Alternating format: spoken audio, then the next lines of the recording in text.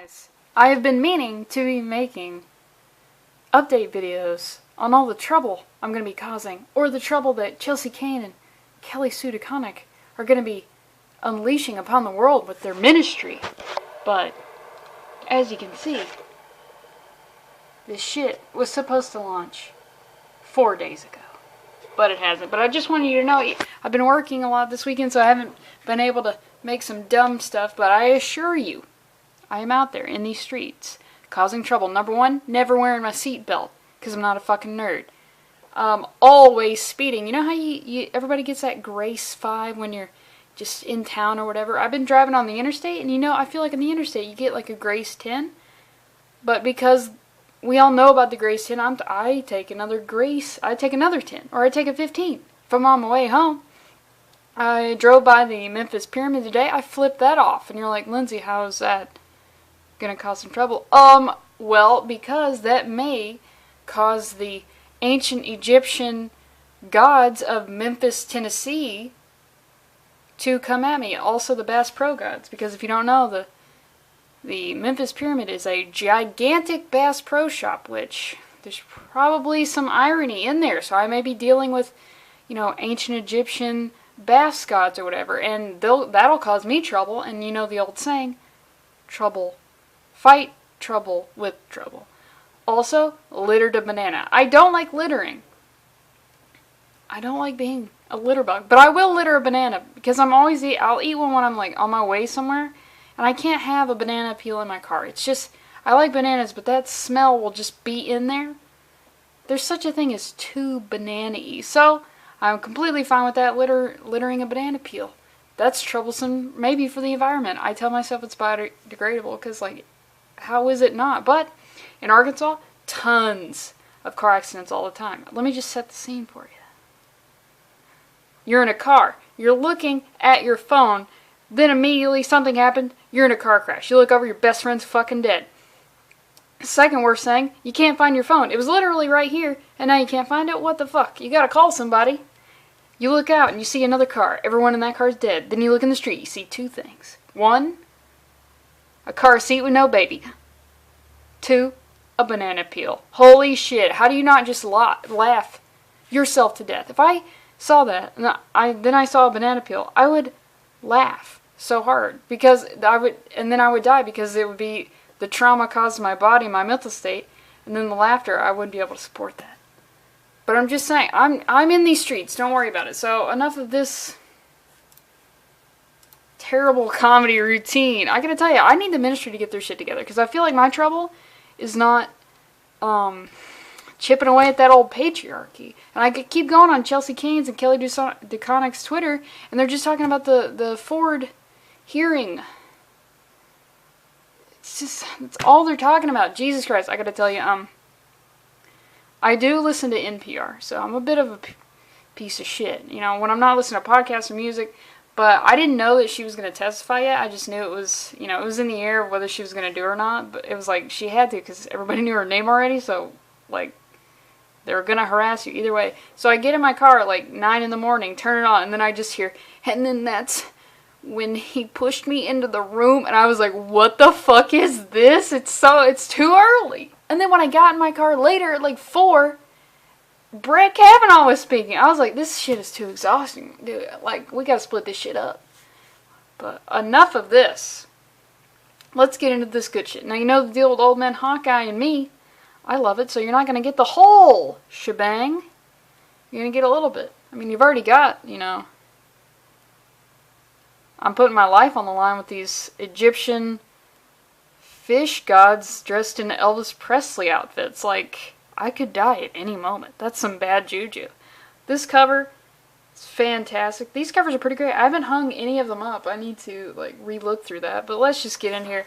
First of all, this issue is Code Duel, which means duel. So, just letting everybody know what is up. Now, when we start off and we see it's a flashback, you can tell by the tent here. And it's right before the huge massacre that happened in the 2 issues ago when just everybody dies. And you see them there, but this Clint seems almost out of character. He's like, "Boy, am I glad to see my old Thunderbolts crew. You ready for yet another chance to show the Avengers how well I know he's probably not saying it like that, but anytime you start the word with like boy, it's just, you know." He's like, "Of course you are." I think maybe this is to show like how beaten down he's become, because now he's just, I think the technical term is morose motherfucker, but it's just like a tone it down. You shoot arrows. I feel like you shouldn't be that, you know, comical, because literally I just snap your arrow in half, and then what do you got? Karate? Yeah. Shut the fuck up. So, we ended, wow, it was 45 years ago? Holy shit. Look at his hair. That's impressive. Not a bald, maybe it's cut, maybe the long hair is covering up the bald spot though. So we see this, I love this, the entrance to the Sanctuary of Silence. I also love that alliteration. In the previous video I talked about, you know, once the world ends, sculptures are going to come back in a big way, so get started on that now, because if you can sculpt, you're going to have a better chance at, you know, at least being a slave to some, like, emperor of whatever region you're in. And then look at this, it looks like this is some good-ass composition, because the stairs lead you to the screaming, but I look at it as he's puking up the stairs, because every time you order an entire staircase, you never finish it. So this is where we ended in the previous issue. You just hold the arrow and you assume that he killed her. That's what I also assume, but no. She's getting that hug, and then he just is like, "No, we're not going to be doing that." And she has something to say. She needs to tell him that he can unlock his superpower if he just gets the Marvel MasterCard. It's so weird that banks survived the end of the world. You wouldn't have thought that. And that you can earn 3% and 1% cash back.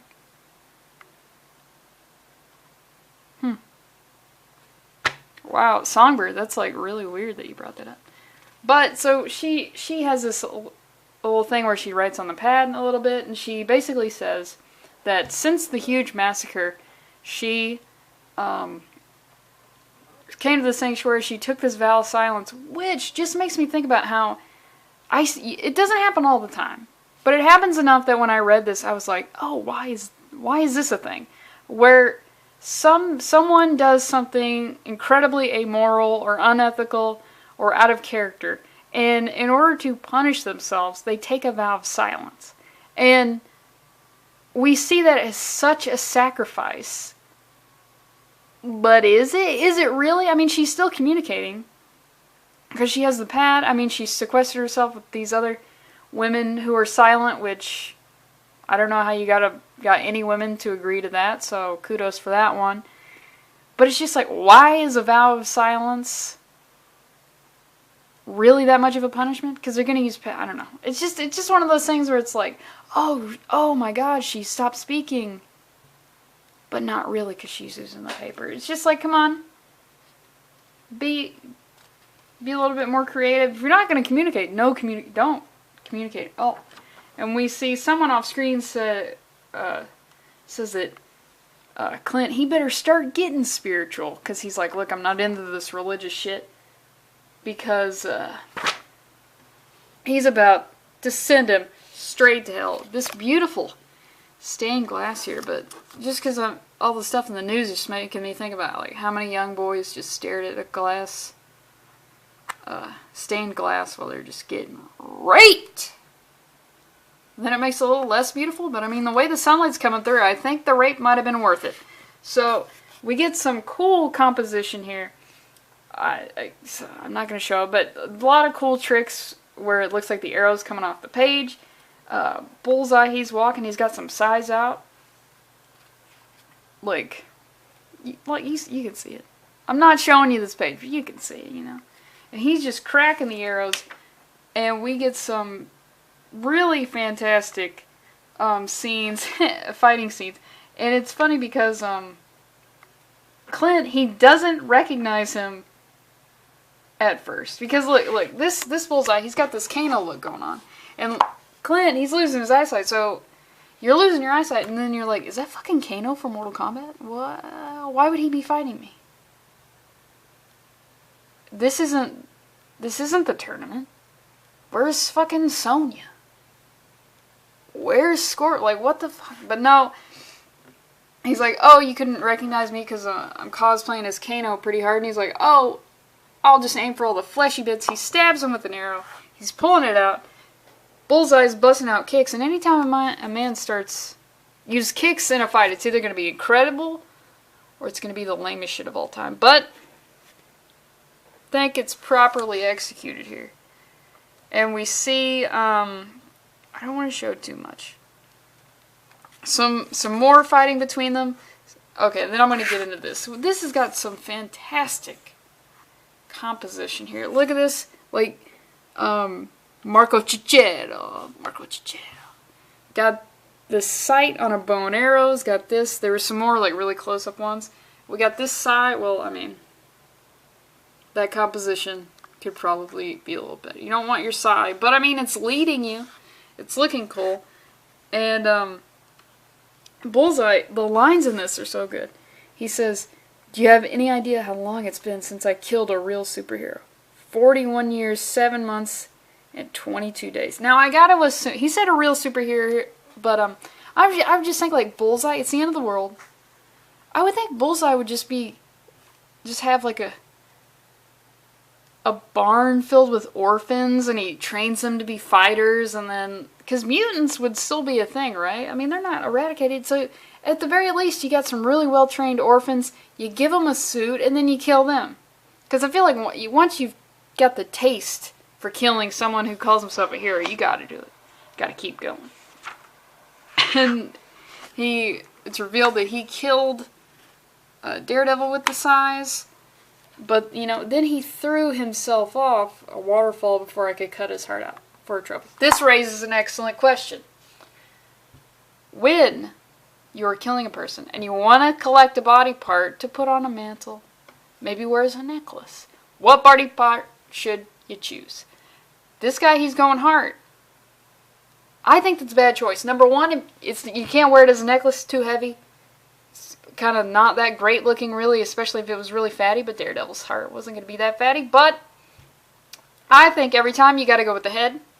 Put that shit in a jar, put it on your desk, put it on your mantle, use that shit as a paperweight as the ultimate fuck you.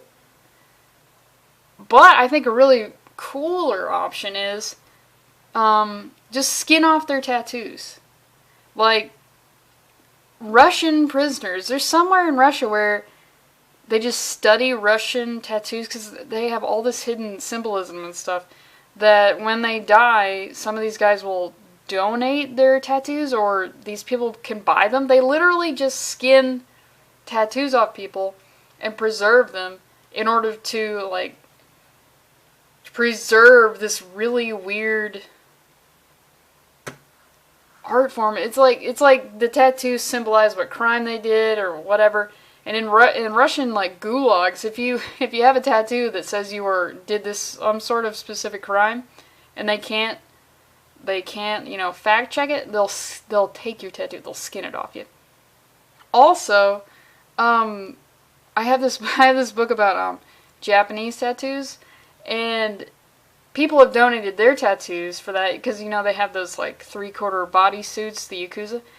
If you want to donate your tattoos, you have to get permission from your family, you have to get permission from, like, every single member of your family to donate your tattoos, because it's so, like, taboo. You have to get everybody's permission. It's crazy.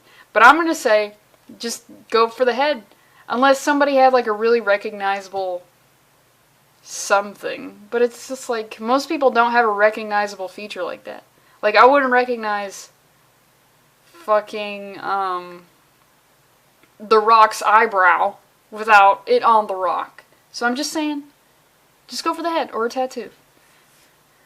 But in this, while I was talking about mutilating bodies, I almost said corpses, but I mean, they're alive when I'm doing it, because I want them to know that I'm defiling them right before they die. So he scans his his eyeball, and he's like, oh no, you're flawed. I've been following you this whole fucking time. I basically got fired by the president, Red Skull. Who else is gonna hire me? Shit, you've wasted all my time. And then Songbird, she comes through. She's speaking. Oh, my bad. There's a bug, and I'm trying to swat it, but I hit the camera. And she says, "You don't stop the beat." And she's stuttering. I don't know why. I feel like she would just have laryngitis, but you can't really do that in the comics. So she busts through. Some stuff happens, some great scenes there. And then we get a scene in a place, and I'm not going to tell you where, but I do have to just show this. This guy, he wants to die, because look at that. That guy's head is recognizable. You kill that guy, put it up somewhere. Oh, like do like a trophy, you know, with the wood, and then put that there. Oh, that's fantastic. Taxidermy this shit up right now. He says, kill me, and then he turns his head into the fucking Apple Safari logo, loading logo, and it ends up like that, but it's just, he put his fucking head in a goddamn blender. Some more stuff happens, some more stuff with Bullseye happens, there's a chase, shit's getting real, stakes are high. I'm ready. I am ready to cause, I'm ready for, you know, some sort of administrative duties to come down from the Ministry of Trouble and tell me what kind of trouble I need to be causing, and I'm also ready for issue 10. I said this was going to be quick, but I lied. So, caused everybody some trouble on that one.